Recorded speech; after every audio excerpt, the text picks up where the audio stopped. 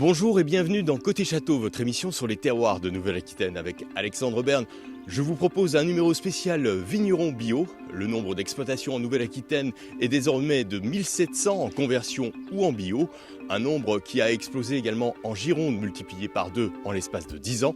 Je vous propose tout d'abord de faire connaissance avec ce couple nouvellement installé qui a fait le choix du bio dès son installation à Rions, le château La Bastane. Bonjour Jean-Pierre, Anaïs, Bastien, bienvenue à La Bastane, dans les Côtes de Bordeaux. On accueille actuellement des hôtes en chambre d'hôtes. Ils sont au petit déjeuner. Bonjour, vous avez bien dormi? On voulait venir vers Bordeaux et se retrouver entouré de vignes, et pourquoi pas en fait pouvoir déguster du vin bio, tout en ayant la possibilité d'avoir une chambre d'hôtes. Donc nous sommes ici depuis hier et nous profitons en fait des bienfaits de la région.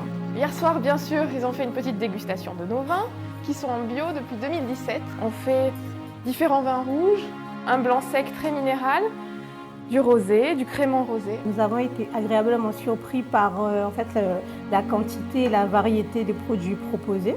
D'ailleurs, nous avons passé commande que nous allons récupérer d'ici quelques minutes.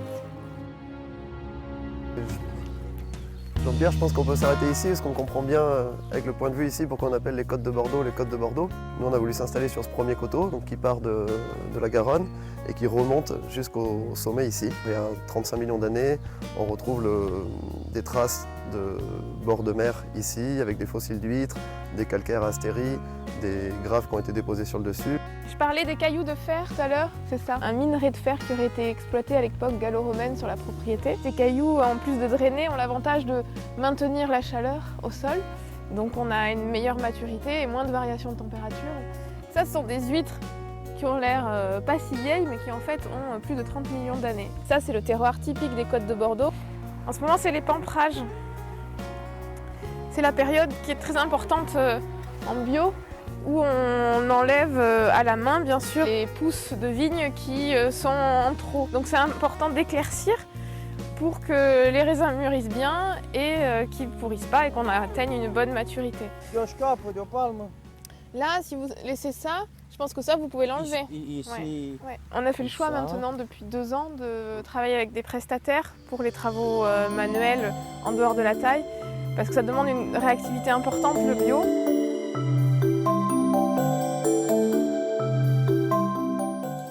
Alors ça, c'est un vin sans sulfite, bio et sans sulfite, qu'on a commencé l'année dernière. Naturiste, parce que c'est un vin qui n'a rien pour le protéger et qui est à nu. C'était aussi un clin d'œil au Médoc, d'où je viens, et où les premiers camps naturistes ont été lancés à Montalivet. Voilà. Alors on a cette cuvée qui est naturiste, qui est sans sulfite, mais on fait aussi un gros travail sur nos autres cuvées ou sur lesquelles on utilise des sulfites.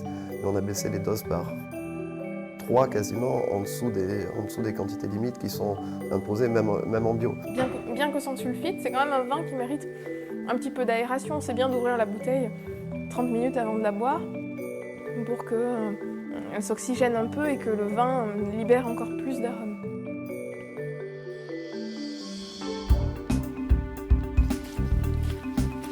On se retrouve à Saint-Étienne-de-Lys, au château Bernateau, en compagnie de Karine et Pierrick Lavaux. Karine, dites-nous, vous vous êtes mis à faire du bio, en quelle année et pourquoi ? Alors on a commencé à faire du bio au château Bernateau en 2007 en fait, pour des raisons vraiment environnementales. On voulait cultiver nos vignes d'une façon qui impacte moins l'environnement. On est rentré officiellement en conversion en 2009 et on est certifié à partir de 2012 du coup pour l'ensemble de nos vins. Pierrick, faire du bio, c'est plus de produits phytopharmaceutiques ?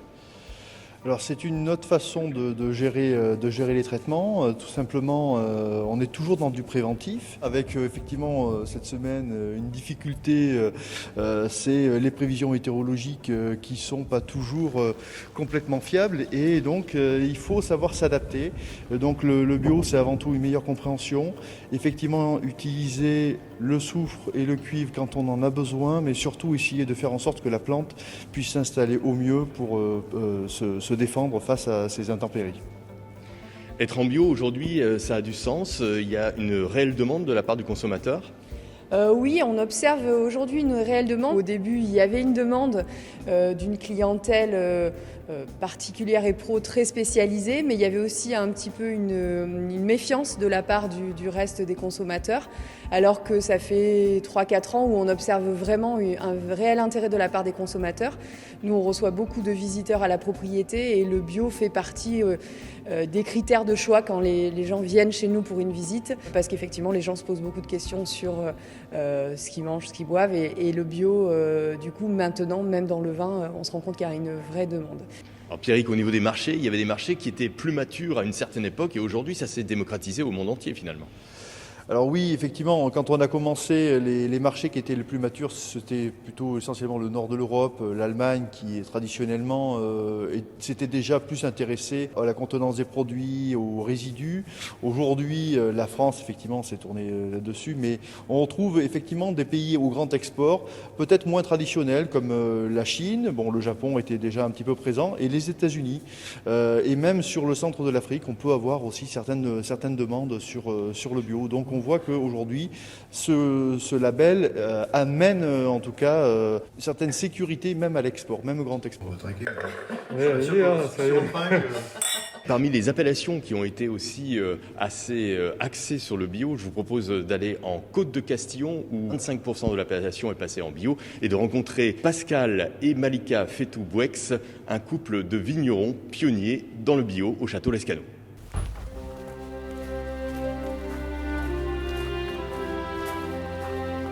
Bonjour Jean-Pierre. Bonjour Malika. Bienvenue à Lescano.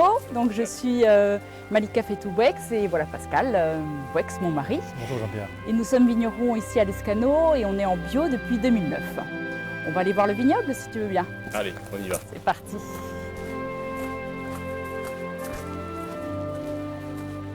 Viens mon petit, c'est par là.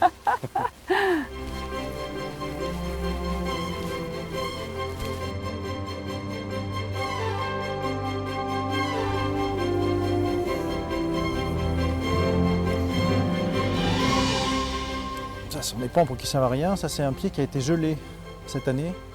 Ça, c'est du gel. Ça, ce sont des bourgeons gelés.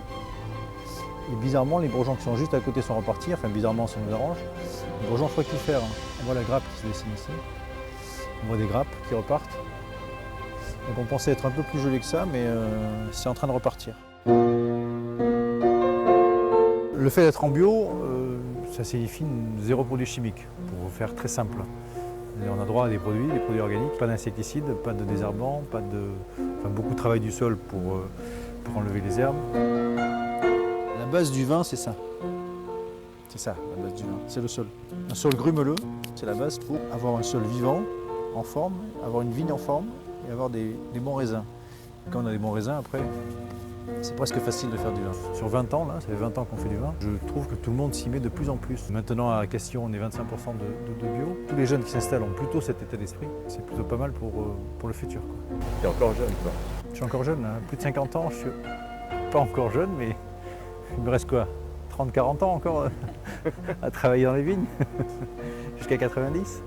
Tu seras là aussi pour nous filmer peut-être d'ailleurs. Voilà. Nous, on a réalisé ce chai en 2002-2003 quand on s'est installé. Et on a voulu un chai très pratique. C'est des cuves toutes simples, hein. Mais c'est une très grande ouverture d'1 mètre. Ça nous permet, nous on mouille le chapeau d'en haut, la main. Donc ça permet d'arroser très facilement et de faire la vinification très facilement dans ce genre de cuve.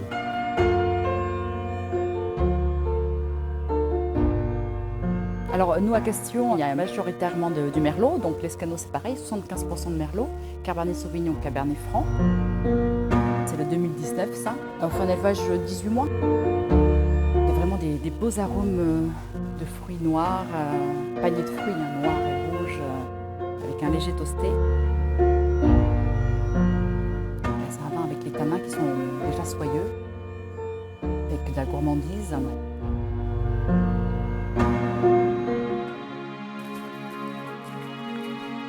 Donc Lescano, c'est un domaine familial qui est donc de mon côté. Et voilà, la galanterie qui se perd. Hein. Il y a des vignes autour de Lescano, c'est planté sur une veine de grave.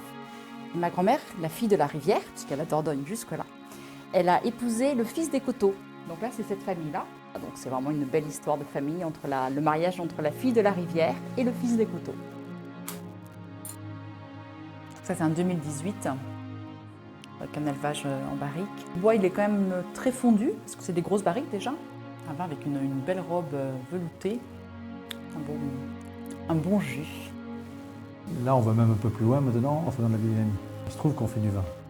Mais les vignes, ce n'est pas la priorité. La priorité, c'est la maison, c'est la propriété, c'est des champs, c'est des arbres, c'est l'écosystème en fait. Les vignes en font partie. Il faut préserver cet écosystème. Allez.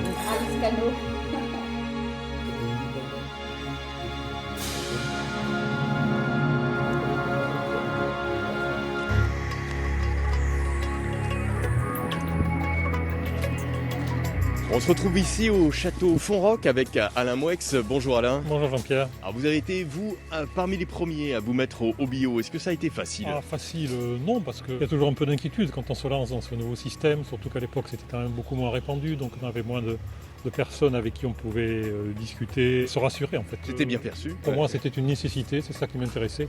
Je ne l'ai pas fait par rapport aux autres, je l'ai fait par rapport à mes convictions, par rapport à la propriété. Voilà, après je pense qu'il y avait un petit peu de tout. Il y en a qui étaient sceptiques, il y en a qui disaient bravo, il y en a qui disaient rien et c'était mieux. Et aujourd'hui on s'aperçoit que finalement ça devient pas une généralité encore, mais il y a des efforts qui sont faits et une prise de conscience. Alors pour la partie agriculture biologique, il y a quand même effectivement beaucoup d'efforts. Beaucoup de gens qui vont vers une remise en cause, même si parfois c'est que sur une partie, mais enfin il y a quand même un mouvement. Pour ce qui est de la biodynamie, puisque nous sommes aussi certifiés en biodynamie, là on est quand même un peu plus rare, mais ça viendra. Et on s'aperçoit aussi que vous avez fait énormément d'investissements ici à Château Fonroc. Oui, nous avons d'abord refait la maison avec une structure d'accueil, que ce soit pour organiser des réceptions, que ce soit une salle de dégustation et puis des chambres qui sont mises à disposition des professionnels. Et on avait besoin de place et on avait besoin d'améliorer notre outil de production. Donc on a choisi de conserver les anciens bâtiments du 18e pour tout ce qui est élevage des vins et de construire un nouvel outil pour la partie transformation, c'est-à-dire la vinification, donc un nouveau cuvier. Alors Alain, là on découvre ce nouveau cuvier, il vient d'être livré en fait. Il sera livré jeudi, ça va pas tarder, après un an de travaux. Voilà, l'idée c'était d'avoir un cuvier avec beaucoup plus de petites cuves. On passe de 13 à 27 cuves de vinification, de manière à pouvoir identifier et isoler chaque terroir, chaque partie de parcelle qui a sa propre identité, pour ensuite la vinifier en fonction. Et puis aussi d'avoir des petites cuves qui permettent d'avoir des mares moins compactes et des extractions plus douces, des méthodes d'extraction qui sont plus respectueuses de la matière. Alors quand on est dans le bio, béton, c'est pas antagoniste.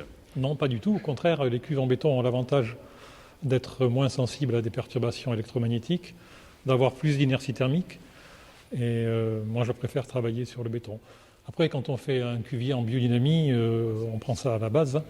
C'est-à-dire que la première chose que l'on a faite ici, c'est de faire venir une géobiologue qui a analysé où il y avait des lignes de faille, où il y avait des courants telluriques particuliers, où il y avait des mouvements d'eau, de manière à positionner les cuves là où c'est favorable et à ne surtout pas les positionner là où c'est défavorable. Après, on a voulu avoir un éclairage naturel, on a voulu utiliser des matériaux nobles avec des ressources qui ne sont pas trop éloignées. Ces cuves, par exemple, en béton, ont été construites spécialement pour nous, uniquement dans les jours qu'en biodynamie, on qualifie de fruits ou de fleurs. On peut dire que c'est une véritable philosophie pour vous. C'est une manière de vivre d'abord, une manière de penser, parce que quand on pratique la biodynamie depuis quelque temps, je crois qu'on a une façon de voir le monde qui évolue, une forme de sensibilité, un regard un peu différent. Donc ça dépasse le fait de simplement faire du vin, c'est sûr. 2020, encore un joli millésime. Il va falloir s'habituer à ce que Bordeaux fasse des grands vins tous les ans. Avec le changement climatique, il semblerait que ça devienne la norme, les grands millésimes, et tant mieux, parce qu'on n'a jamais trop de vin. Merci. La biodynamie permet d'obtenir des vins qui sont sur la fraîcheur. Donc même dans les millésimes chauds, on n'a pas de lourdeur, on n'a pas d'écrasement du haut soleil, on a toujours des vins avec un fruit frais, avec une dimension florale qui est très développée. Puis en bouche aussi cette fraîcheur en finale qui fait que le vin est désaltérant. Et je pense aussi que la biodynamie aide à avoir une pureté dans le fruit. Là, on a un fruit qui est vraiment très précis.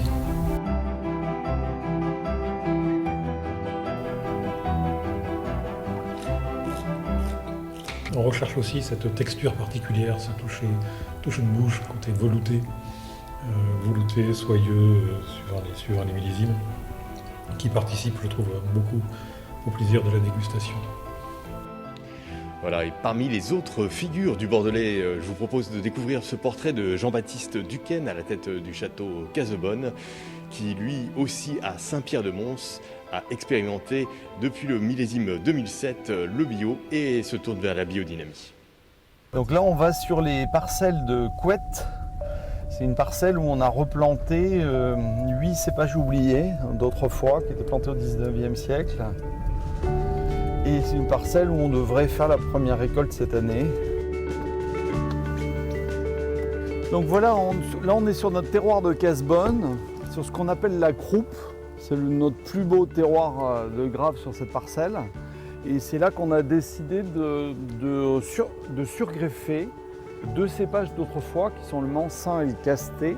Donc on avait le cep qui montait ici, c'était du sémillon autrefois. On a fait une greffe et là on a un pied de Mansin qui est en train de partir. On voit qu'on a nos premières grappes.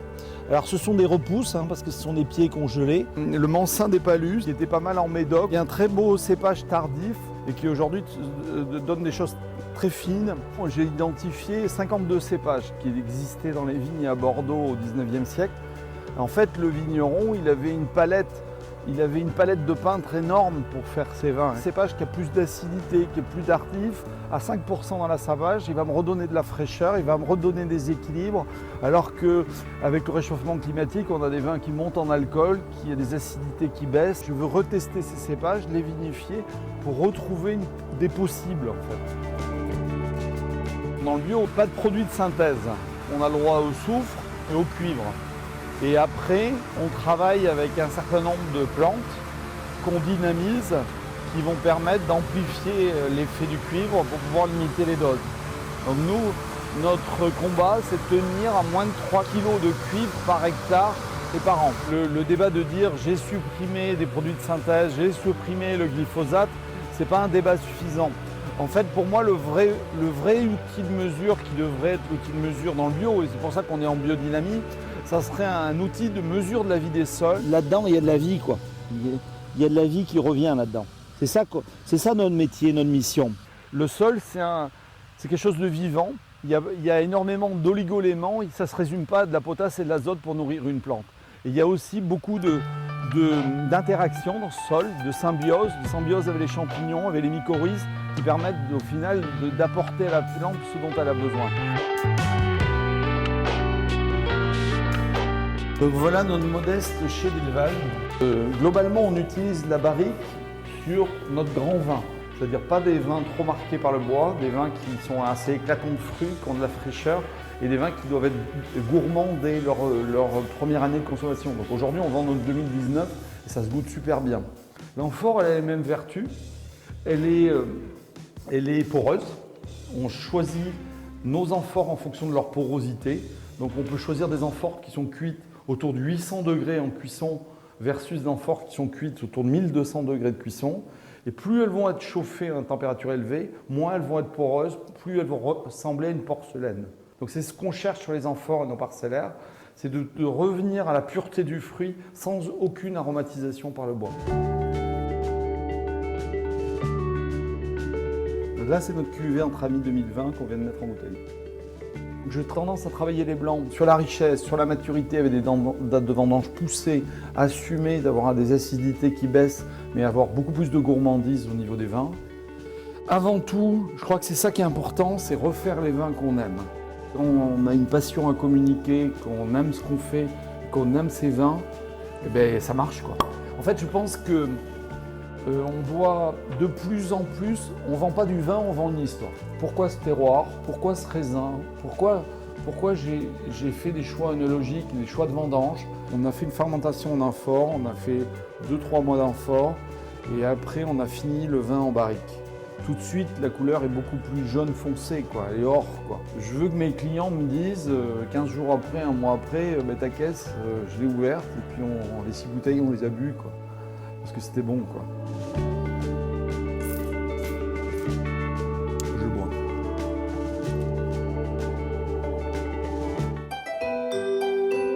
On se retrouve au château Trapeau avec Béatrice Larivière. Bonjour. Bonjour Jean-Pierre. Alors ici vous faites en bio aussi des nouveaux vins, une nouvelle identité que vous allez donner avec quel type de cépage? Eh ben, nous devons planter cette année de la Syrah, du Touriga national, du Marcellan et on va compléter encore nos Sauvignons gris pour étendre notre gamme en vin de France. Voilà. Une nouvelle expérience. Tout à fait, toujours dans la continuité de l'agriculture biologique. Également avec nous Gwenaëlle Le Guillou. Alors Gwenaëlle, vous êtes la directrice des vignerons bio de Nouvelle-Aquitaine. Ces vignerons bio, il y a eu un véritable essor en l'espace de 13 ans. Oui, tout à fait. Aujourd'hui, on a presque 20 000 hectares en bio et en conversion sur la région Nouvelle-Aquitaine. Et on en compte tous les ans de plus en plus. Si on prend juste le territoire de la Gironde, par exemple, on a 775 viticulteurs qui font le cahier des charges de l'agriculture biologique. Et 245 se sont engagés sur la seule année 2020. Donc on est véritablement sur un phénomène d'expansion important. Il y a un véritable engouement aujourd'hui qui est dû à quoi? Le consommateur qui réclame ça, mais aussi les vignerons. Alors le consommateur bien évidemment, puisqu'on a un marché national aujourd'hui qui représente plus d'1,2 milliard précisément d'euros. Une consommation de vin biologique qui augmente à tel point qu'aujourd'hui le marché français représente une part importante de la consommation. On a même du mal à trouver des volumes pour pouvoir partir à l'export. Et puis bien évidemment la viticulture change, c'est logique, on a entamé un vrai changement de ses pratiques et le summum entre guillemets de la conversion environnementale, c'est l'agriculture biologique. Et question ferveur, Saint-Émilion a mis à l'honneur ce week-end le champion cycliste Bernard Hinault à l'aube du Tour de France qui va se courir le 17 juillet prochain, le contre-la-montre Libourne-Saint-Émilion. Regardez ce reportage. Bernard Hinault, c'est le monument.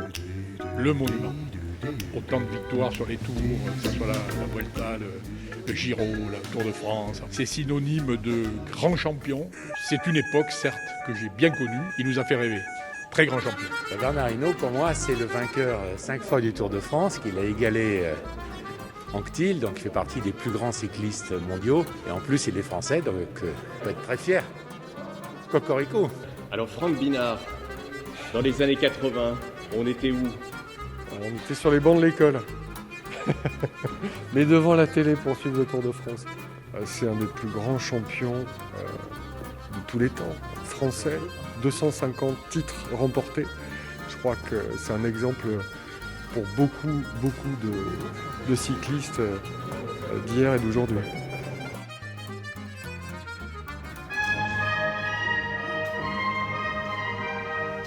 Au début, on pense qu'à faire du vélo. Et on a toujours pensé qu'à faire du vélo. Le champion, ça vient après par les résultats que l'on fait. C'est pour nous un grand honneur de vous accueillir à Saint-Émilion avec votre épouse. Vous disputez votre première grande course internationale sur Paris-Nice, avec la présence du Belge Eddy Merckx. Peu impressionné par le champion belge, vous déclarez « Merckx, il est comme moi. Il a 2 jambes, il a 2 bras. Le plaisir de dominer les autres, vous prodiguez une jouissance mentale. Vous permettez de serrer les dents sur la douleur. Vous attribuez vos performances à vos aptitudes physiques, à votre goût de la compétition et à votre morale de tueur. Bernard Hinault, la Jurade de Saint-Émilion, est heureuse de vous honorer aujourd'hui et vous décerne le titre de Père de la Jurade. Messieurs les jurats, voulez-vous déclarer que vous entendez honorer votre hôte de ce jour en l'invitant à prendre place dans notre grand conseil, à partager nos espérances, nos joies et nos peines.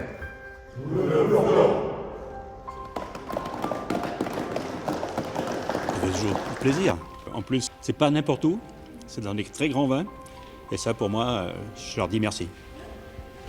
C'est beaucoup d'émotions pour vous? C'est de l'émotion, comme à chaque fois qu'on reçoit un diplôme. C'est une consécration d'une carrière bien remplie. Je pense.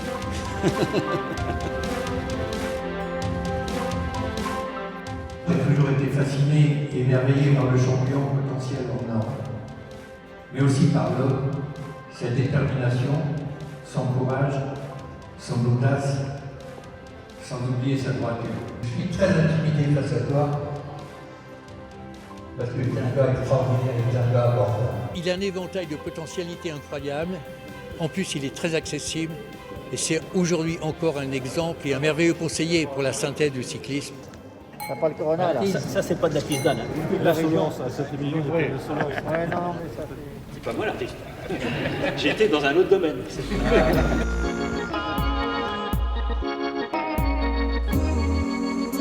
À l'abri. Ravi de vous accueillir. Merci. Nous, on est une famille historique de Saint-Émilion. On est présents dès le 12e, 13e siècle. On est au départ des ouvriers agricoles, des brassiers, des journaliers. Au moment de la Révolution française, en fait, ma famille a la possibilité d'acheter des vignes. J'ai ici 300 barriques. Ces barriques-là, on le vin, le millésime 2020. Bernard Hinault, c'est toute mon enfance. C'est pour moi un sportif hors norme qui avait une volonté de faire quand il voulait quelque chose. Il y arrivait et quand on est vigneron, on a cette exigence aussi. Donc je me retrouve beaucoup. Et Bernard Hinault, c'est le courage, la volonté. Il fait ce qu'il dit qu'il va faire. Ça, c'est important. Personne ne m'avait jamais fait ça. Ça me fait plaisir. Ah ouais. Ça vous a fait rêver en tant que gamin. Moi, je vous regardais tous les jours à la télé. On va trinquer à votre improvisation dans cette vidéo. Ainsi se termine ce numéro spécial de Côté Château sur les vignerons bio. N'oubliez pas ce rendez-vous du 17 juillet sur le contre-la-montre du Tour de France entre Libourne et Saint-Émilion au beau milieu du vignoble. Passez un bon été sur France 3 Nord. Carpe diem, portez-vous bien.